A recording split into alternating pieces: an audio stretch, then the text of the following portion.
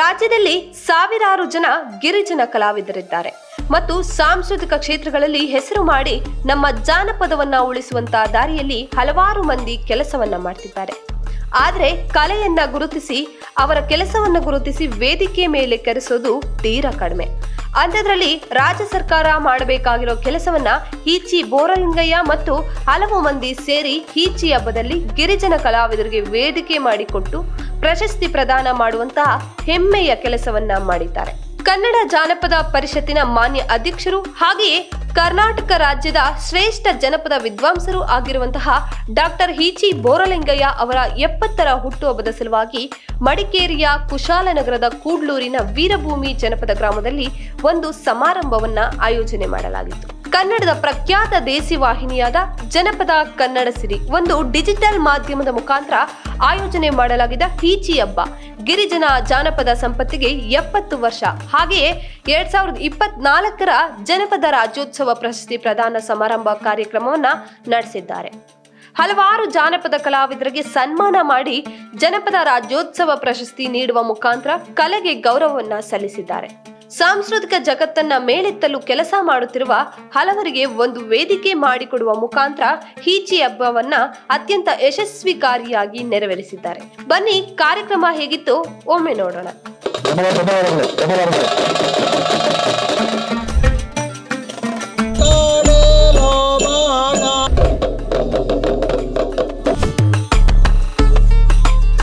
ನಮಗೆ ಲಿಂಗಧರ ಮಾಡಿದ ಗುರು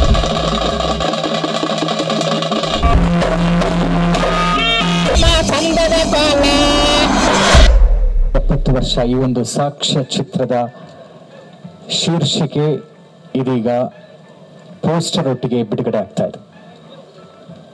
ಜೋರಾದ ಚಪ್ಪಾಳೆ ಬರಬೇಕು.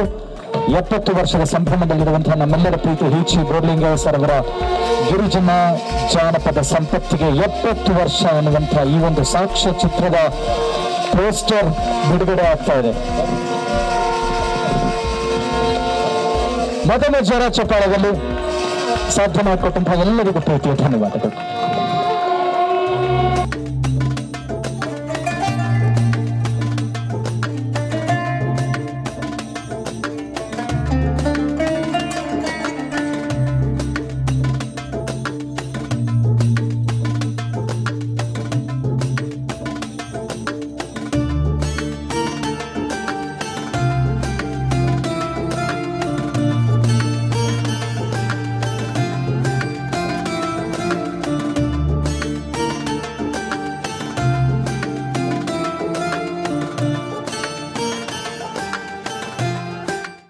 ಅಯೋಧ್ಯ ರಾಮ ಮಂದಿರದ ಒಂದು ಕಾಣಿಕೆಯನ್ನು ನೀಡಿ ಅವರಿಗೆ ಗೌರವಿಸಲಾಗ್ತದೆ.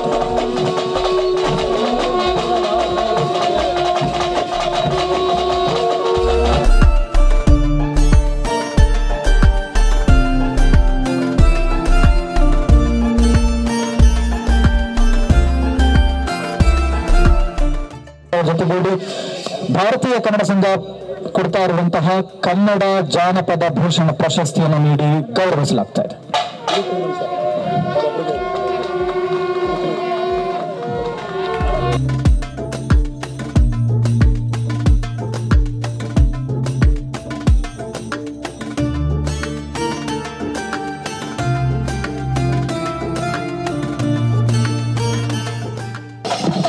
ಭಾರತೀಯ ಕನ್ನಡ ಸಂಘದ ಕನ್ನಡ ಜಾನಪದ ಭೂಷಣ ಪ್ರಶಸ್ತಿ ಜರಗಿನಲ್ಲಿ ಕಾಂತರಾಜ್ ಅವರಿಗೆ.